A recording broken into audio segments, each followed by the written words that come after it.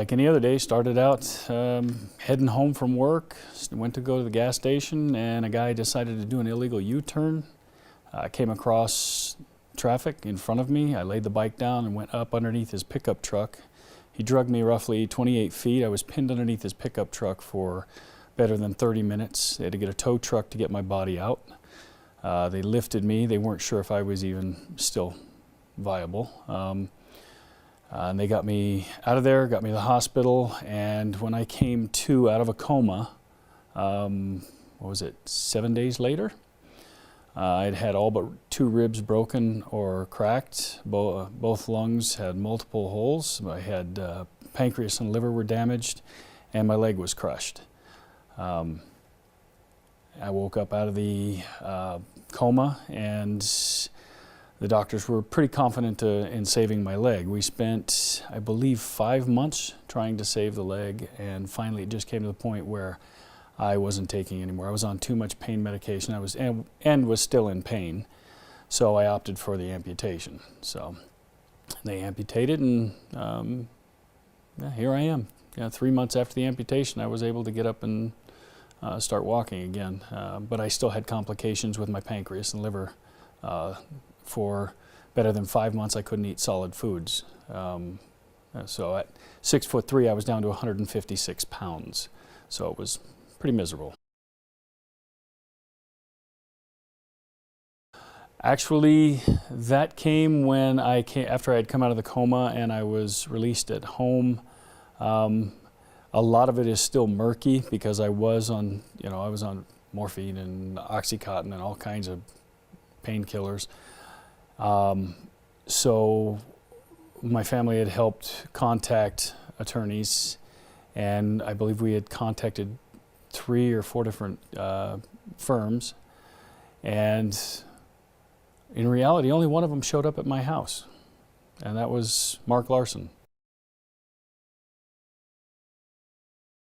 Just the fear of contacting the insurance company.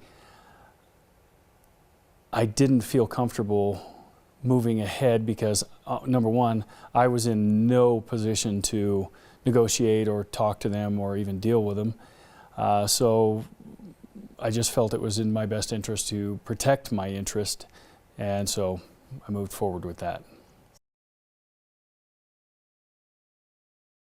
Actually, I had met with one other, and honestly, just Mark Larson's,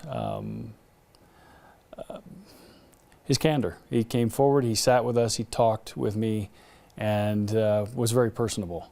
And that drew me to him and to the firm. And yeah, I was pretty confident that they had my best interests. You know, there was one that pulled up to the house after Mark had come by.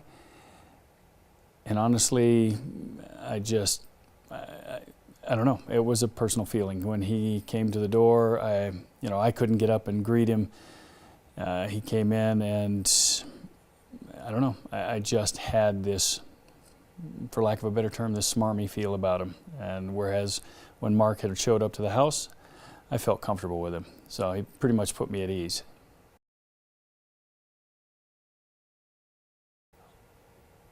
The thing I really liked about the company, or about their organization, is I knew that if I contacted him, if I called him, I'm a pretty aggressive person, and if I made the phone call to him, I knew he'd answer right away. And even if he couldn't, if he was in court or something else, as soon as he walked out the door, he'd call me.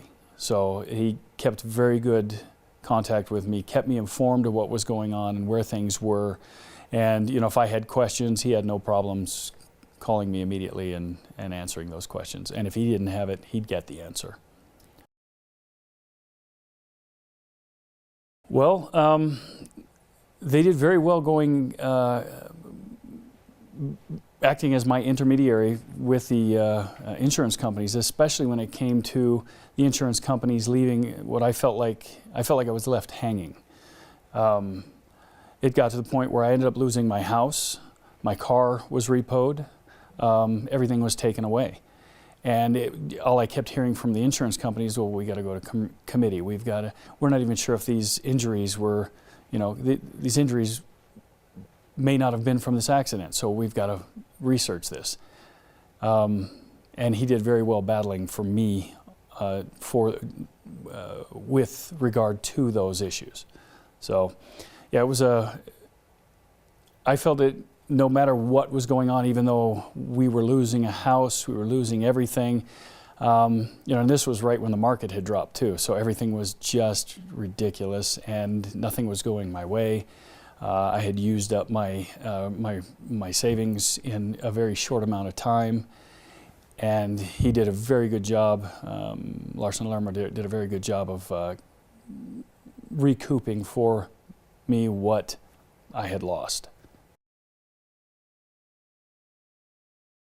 Mark Larson's organization, they did a great job coming in and making sure the insurance company footed the bill for putting us out and making us lose everything. Instead of them having our best interest at heart and making sure that they were taking care of us,